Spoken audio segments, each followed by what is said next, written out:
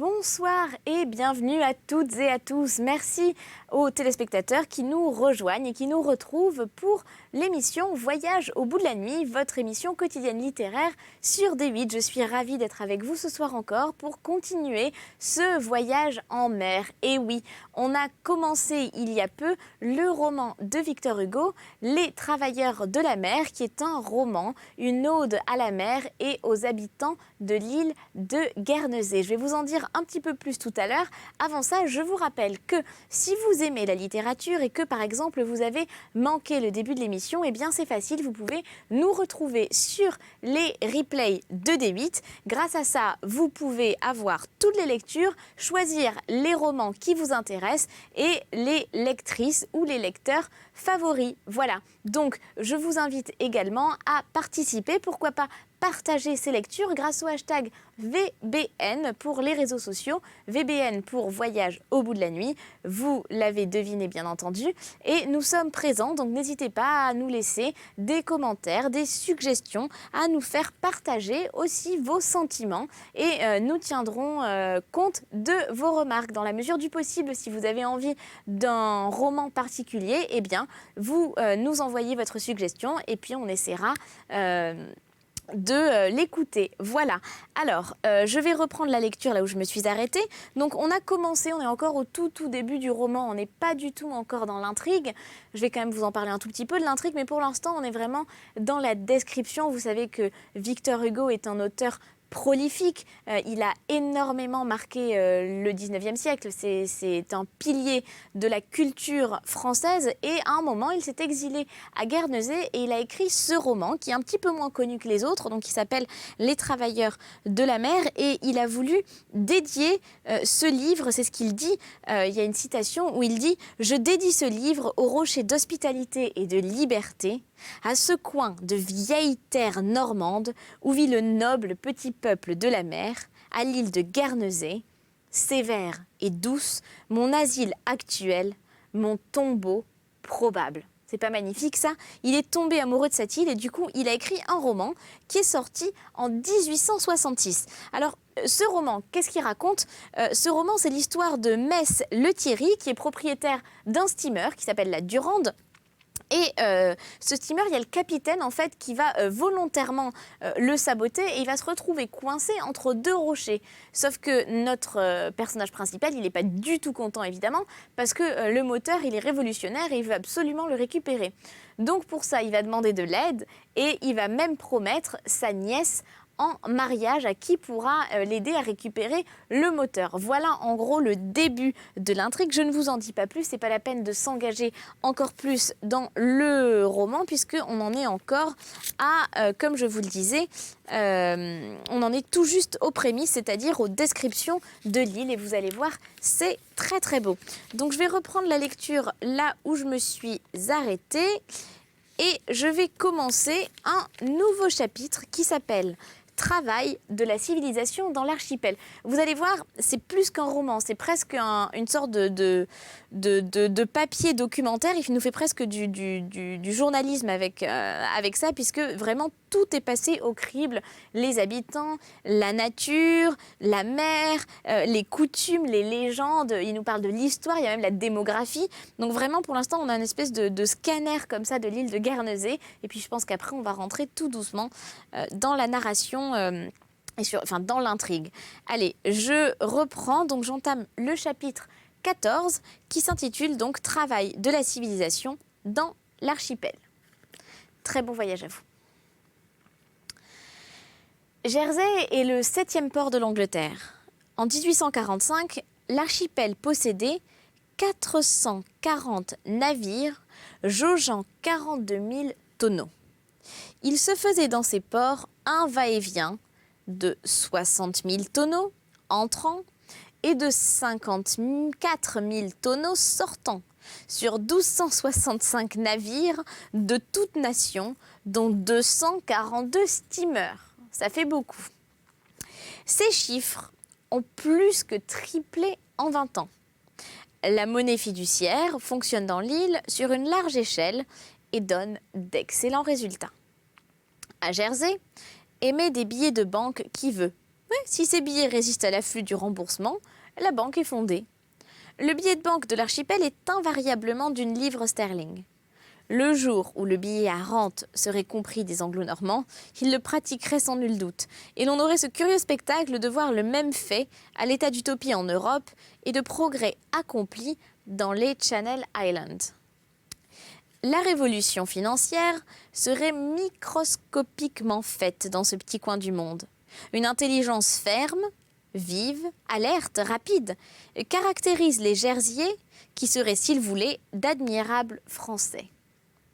Les Guernesiais, tout aussi pénétrants et tout aussi solides, sont plus lents. Ce sont de vaillantes et fortes populations, éclairées plus qu'on ne croit, et chez lesquelles on a plus d'un étonnement. Les journaux y abondent. En anglais et en français, 6 à Jersey, 4 à Guernesey. Tel est le puissant et irréductible instinct anglais. Supposé une île déserte, le lendemain de son arrivée, Robinson fait un journal, et vendredi s'y abonne, pour complément l'affiche. Affiche illimitée et colossale. Pancartes de toutes couleurs et de toutes dimensions.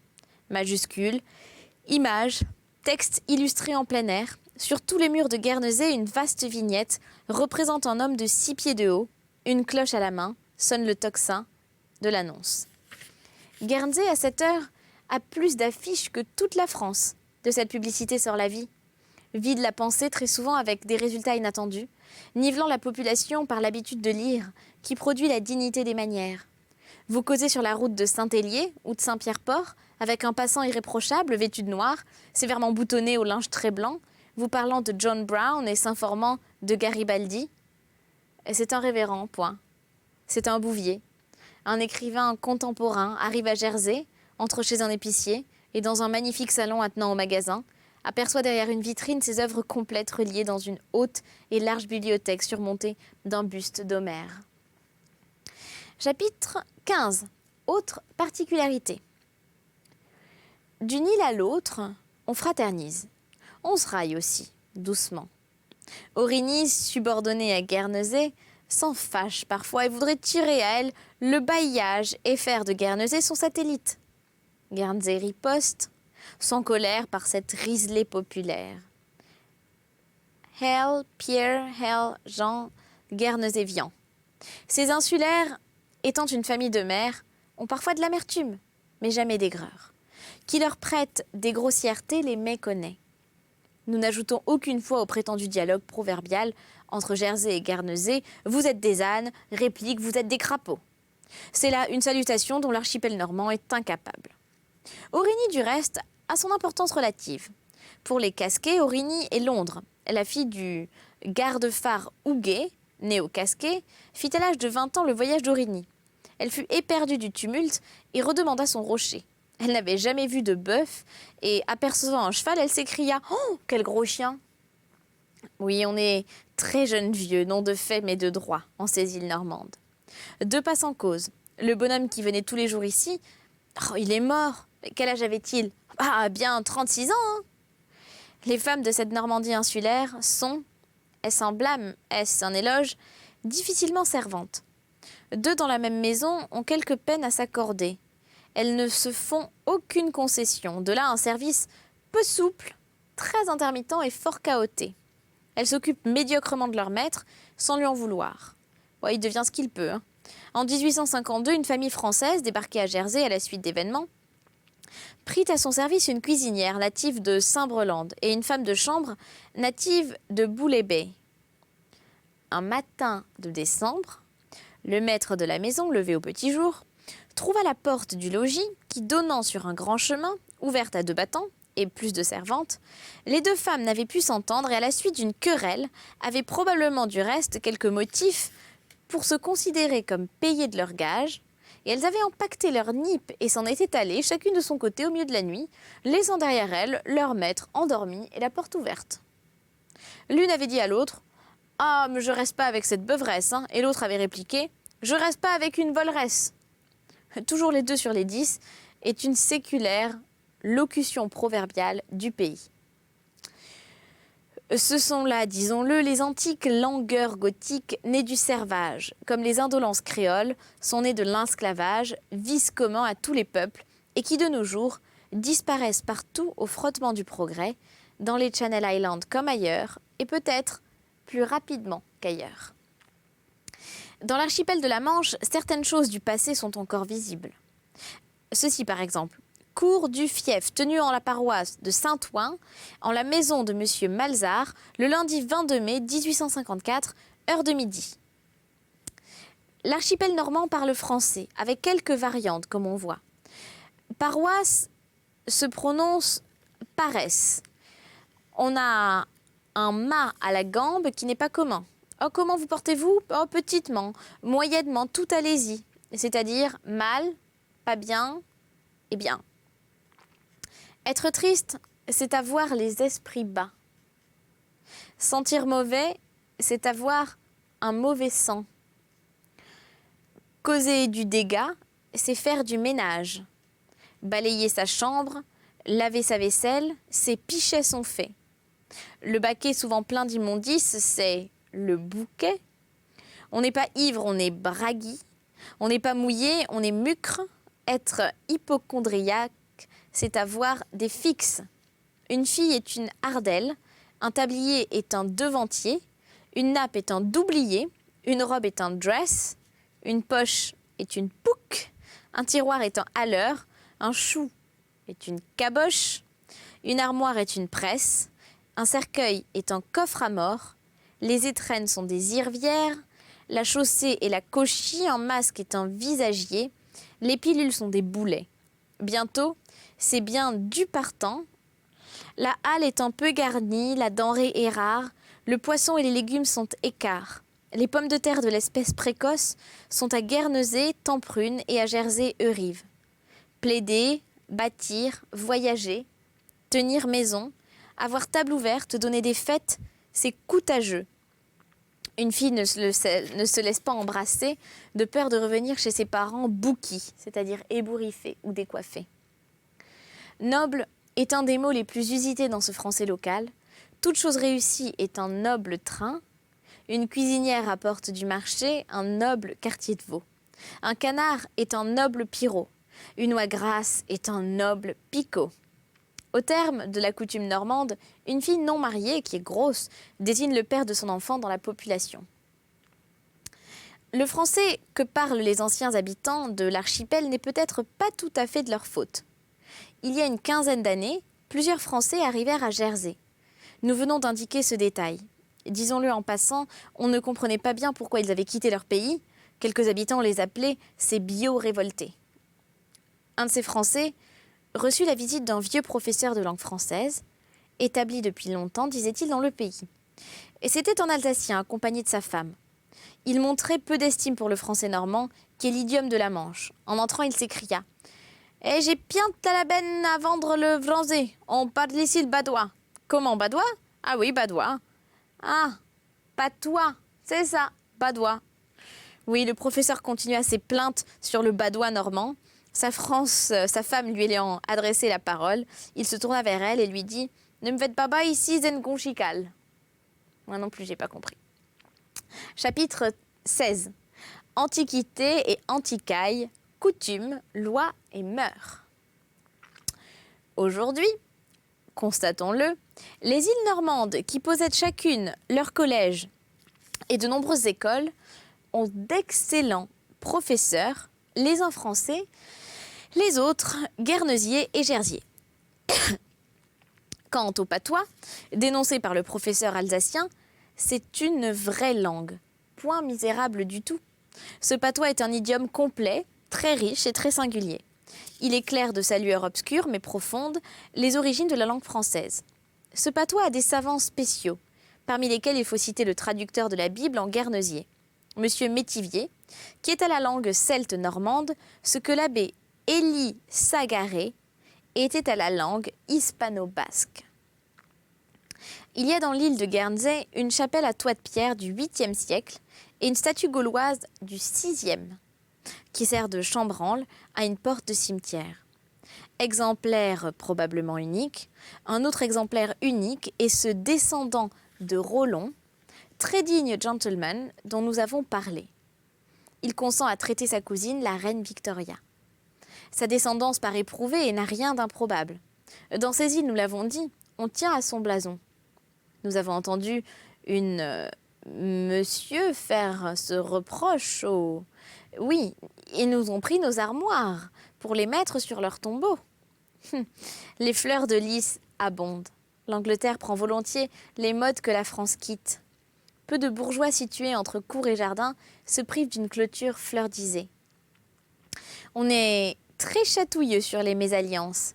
Dans je ne sais plus laquelle des îles, à Aurigny, je crois, le fils d'une dynastie très ancienne de marchands de vin s'était mésallié avec la fille d'un chapelier récent. L'indignation fut universelle, toute l'île blâma ce fils, et une vénérable dame s'écria « Bon, est-ce là une coupe à faire boire à des parents ?» La princesse palatine n'était pas plus tragiquement exaspérée quand elle reprochait à une de ses cousines, mariée au prince de Tingry, de s'être encanaillée d'un Montmorency. À Guernesey, donner le bras à une femme signifie fiançailles. Une nouvelle mariée, les 8 jours qui suivent sa noce, ne sort que pour aller aux offices. Un peu de prison assaisonne la lune de miel. Une certaine honte est d'ailleurs convenable. Le mariage exige si peu de formalités qu'il peut être latent. Caaigne, à Jersey, a entendu cet échange de questions et réponses entre une mère, vieille femme, et sa fille âgée de 40 ans. « Mais pourquoi n'épousez-vous pas ce Stevens ? Vous voulez donc, ma mère, que je l'épouse 2 fois ? Comment cela ? Voilà 4 mois que nous sommes mariés. » À Guernesey, en octobre 1863, une fille a été condamnée à 6 semaines de prison pour avoir ennuyé son père. Suite des particularités, chapitre 17. Les îles de la Manche n'ont encore que 2 statues. L'une à Guernesey, du prince consort, l'autre à Jersey, qu'on appelle le roi doré. On la nomme ainsi, ignorant quel personnage elle représente et ne sachant pas qui elle immortalise. Elle est au centre de la grande place de Saint-Hélier. Une statue anonyme, c'est toujours une statue. Cela flatte l'amour-propre d'une population et c'est probablement la gloire de quelqu'un. Rien ne sort plus lentement de terre qu'une statue et rien ne pousse plus vite. Quand ce n'est pas le chêne, c'est le champignon.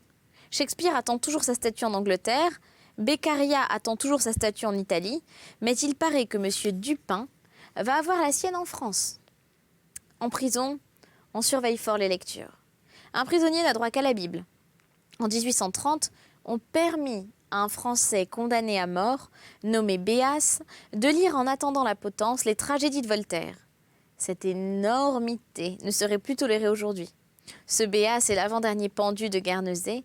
Tapner et sera, espérons-le, le dernier. Alors, climat, un printemps répandu. L'hiver, soit l'été sans doute, mais sans excès. Jamais de Sénégal, jamais de Sibérie. Les îles de la Manche sont les îles d'hier de l'Angleterre. On y envoie les poitrines délicates d'Albion. Telle paroisse de Guernesey, Saint-Martin par exemple, passe pour une petite Nice. Aucune tempête, aucune Gémenos, aucun Val-Suzon ne dépasse la vallée des Vaux à Jersey et la vallée des Talbots à Guernesey. À ne voir que les versants méridionaux, rien de plus vert, de plus tiède et de plus frais que cet archipel. La high life y est possible. Ces petites îles ont leur grand monde, on y parle français, nous venons de le rappeler. On dit dans la haute société, elle a une rose à son chapeau. Elle a une, j'insiste parce que le Z est écrit entre 2 tirets. À cela près, conversation charmante. Jersey admire le général Donne. Guernesey admire le général Doyle. Ce sont 2 anciens gouverneurs du commencement de ce siècle. Aujourd'hui, c'est un tas de pierres dans un coin d'un Yorkshire quelconque qu'est l'énorme couronne de roches droites sur la haute falaise de Jersey. Chapitre 18. Compatibilité des extrêmes. L'aînesse existe, la dîme existe, la paroisse existe, le seigneur existe, il y a le seigneur de fief et le seigneur de manoir. La clameur de Harrow existe, la cause en clameur de Harrow entre Nicole, écuyer et Godfrey, seigneur de Mélèche, a été appelée devant les messieurs de justice, après que la cour a été assise par la prière d'usage. La livre tournoi existe, la saisine et la deux-saisines existent, le droit de commise existe, la mouvance existe, on est messire. Il y a bailli, il y a sénéchal, il y a centenier, vingtenier et douzenier. Il y a vingtaine à Saint-Sauveur et cueillette à Saint-Ouen. Il y a tous les ans, pour le branchage des routes, chevauchée des connétables. Le vicomte est en tête. Tenant à la main la perche royale, il y a l'heure canonique qui est avant midi. Noël, Pâques, la Saint-Jean et la Saint-Michel sont les échéances légales. On ne vend pas un immeuble, on le baille à la rente. On entend de ces dialogues devant la justice. Prévôt, est-ce le jour, le lieu et l'heure auxquels les plaies de la cour du fief et seigneurie ont été publiées? Oui. Amen. Amen. Le cas du manant, niant que sa tenture soit dans les enclaves, est prévu. Il y a les casualités, trésors trouvés, noces, dont le seigneur peut profiter. Il y a jouissance du seigneur par voie de garde, jusqu'à ce qu'il se présente partie capable. Il y a ajour et aveu, record et double record. Il y a chef plaide, affièvement, en possession, alleux et droits régaux. Cette liberté souffre une exception, une seule, nous l'avons indiqué déjà. Il existe en Angleterre un tyran. Le tyran des Anglais a le même nom que le créancier de Don Juan. Il s'appelle Dimanche. L'Angleterre est le peuple qui a dit « Time is money ». Le temps, c'est de l'argent. Le tyran Dimanche réduit la semaine active à 6 jours, c'est-à-dire prend aux Anglais le 7e de leur capitale. Et aucune résistance n'est possible. Le dimanche règne par les mœurs, despote bien autre que les lois. Le dimanche, ce roi d'Angleterre, a pour prince de Galles le spleen. Il a le droit d'ennui. Il ferme les ateliers, les laboratoires, les bibliothèques, les musées, les théâtres, presque les jardins et les bois. Bon, du reste, insistons-y, le dimanche anglais opprime moins Jersey que Guernesey. À Guernesey, une pauvre tavernière française verse un verre de bière à un promeneur. C'est le dimanche, 15 jours de prison. Un proscrit bottier veut travailler le dimanche afin de nourrir sa femme et ses enfants. Il ferme ses volets pour qu'on n'entende pas son marteau. Si on l'entend, amende. Un dimanche, un peintre frais débarqué de Paris s'arrête sur un chemin pour dessiner un arbre. Un centenier l'interpelle, lui enjoint de cesser ce scandale et par clémence veut bien ne point le loger au greffe. Un barbier de Southampton rase un passant le dimanche, il paie 3 livres sterling au fisc. C'est tout simple, Dieu s'étant reposé ce jour-là. Heureux du reste le peuple qui est libre 6 jours sur 7. Dimanche étant donné comme synonyme de servitude, nous connaissons des nations dont la semaine a 7 dimanches. Tôt ou tard, ces dernières entraves tomberont. Sans doute l'esprit d'orthodoxie est tenace. Sans doute, le procès inventé à l'évêque Colenso, par exemple, est grave. Pensez pourtant au chemin qu'a fait l'Angleterre dans la liberté depuis le temps où Eliot était traduit en cour d'assises pour avoir dit que le soleil était habité. Il y a un automne pour la chute des préjugés. C'est l'heure du déclin des monarchies, oui, cette heure est arrivée. La civilisation de l'archipel normand est en marche et ne s'arrêtera pas. Cette civilisation est autochtone, ce qui ne l'empêche point d'être hospitalière et cosmopolite. Elle a reçu au XVIIe siècle le contre-coup de la Révolution anglaise et au XIXe le contre-coup de la Révolution française.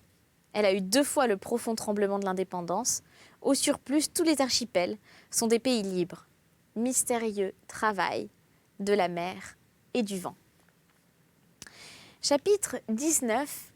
Asile. Ces îles, autrefois redoutables, se sont adoucies. Elles étaient écueils, elles sont refuges. Ces lieux de détresse sont devenus des points de sauvetage. Qui sort du désastre émerge là. Tous les naufragés y viennent, celui des tempêtes, celui-là des révolutions. Ces hommes, le marin et le proscrit, mouillés d'écumes diverses, se sèchent ensemble à ce tiède soleil. Chateaubriand, jeune, pauvre, obscur, sans patrie, s'est assis sur une terre du vieux quai de Guernesey. Une bonne femme lui a dit « Que désirez-vous, mon ami ?» Et c'est une grande douceur pour le banni français, et presque un apaisement mystérieux, de retrouver dans les Channel Islands cet idiome qui est la civilisation même, ces accents de nos provinces, ces cris de nos ports, ces refrains de nos rues et de nos campagnes. Louis XIV a jeté dans cette antique peuplade normande un contingent utile de braves Français parlant purement. La révocation de l'édit de Nantes à ravitailler dans les îles la langue française. Les Français hors de France vont volontiers faire leur temps dans cet archipel de la Manche. Ils promènent dans ces rochers leurs rêveries d'hommes qui attendent. Ce choix s'explique par le charme d'y retrouver l'idiome natal. Le marquis de Rivière, le même à qui Charles X disait « À propos, j'ai oublié de te dire que je t'avais fait duc », pleurait dans ses pommiers de Jersey et préférait le Pierre Road de Saint-Hélier à l'Oxford Street de Londres. C'est dans ce Pierre Road que logeait le duc d'Anville, qui était Rohan et La Rochefoucauld. Un jour, M. d'Anville, qui avait un vieux basset de chasse, eut à consulter pour sa santé un médecin de Saint-Hélier qu'il trouva bon aussi pour son chien. Alors, il demanda au médecin Jersier une ordonnance pour son basset. Le chien n'était pas même malade, et c'était une gaieté de grand seigneur. Le docteur donna son avis. Le lendemain, le duc reçut du docteur une note ainsi conçue. 2 consultations, une pour monsieur le duc, 1 louis. 2 pour son chien, 10 louis. Ces îles ont été des lieux d'abri de la destinée.